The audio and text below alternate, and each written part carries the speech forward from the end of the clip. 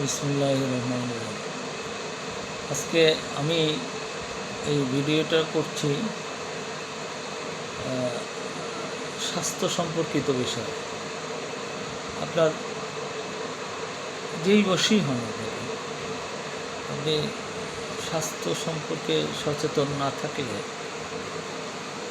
আপনার দৈনন্দিন আপনি যে অবস্থায় আপনি ছাত্র থাকুন, আপনি চাকরিজীবী হন, আপনি কৃষিজীবী হন অথবা শ্রমিক হন, যে অবস্থায় থাকেন না কেন, আপনি যদি আপনার স্বাস্থ্য ঠিক না রাখেন, এখন স্বাস্থ্য কিভাবে ঠিক রাখবেন? স্বাস্থ্য ঠিক রাখার জন্য নিয়মিত স্বাভাবিক জীবনযাপন, খাওয়া দাওয়া, নিয়মিত ঘুম, নিয়মমাফিক কাজকর্ম করা, এগুলোই তো স্বাস্থ্য ঠিক রাখার মূল অবলম্বন। এখন আপনি ধরেন এখানে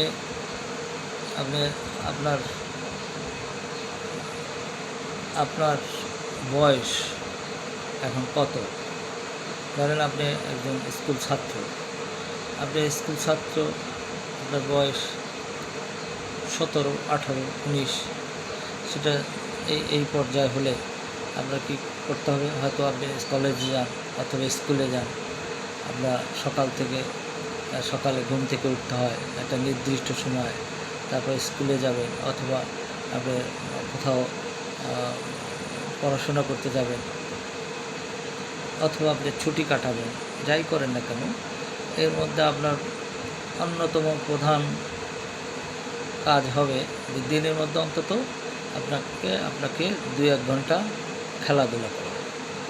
এখন সমস্যা হচ্ছে যে এই বয়সের ছেলেরা এখন কোথায় খেলাধুলা করে কিনা না, সবসময় তারা এই ফেসবুক, ইউটিউব ভিডিও বা আরও বিনোদনের আরও যে সমস্ত পথগুলো আছে সেগুলো বসে নিয়ে থাকে কিনা।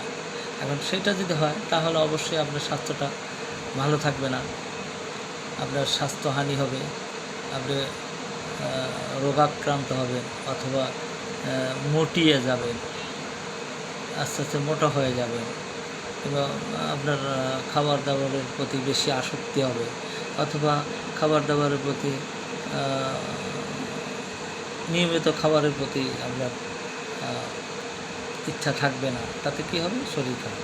এই একটা বললাম, যারা ছাত্র অবস্থায় তারা নিয়মিত খাবার দাবার নিবে, পরিমাণ মতো।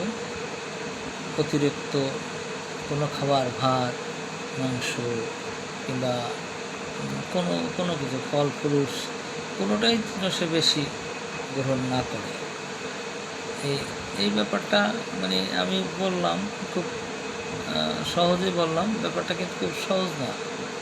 এ কারণেই দেখা যায় খুব উঠতি বয়সে অনেক ছেলেমেয়েরা বিভিন্ন রকম অসুখে পড়ে এবং তারা রোগা হয়ে যায় কিংবা তারা বিভিন্ন আসক্তিতে পড়ে যায়।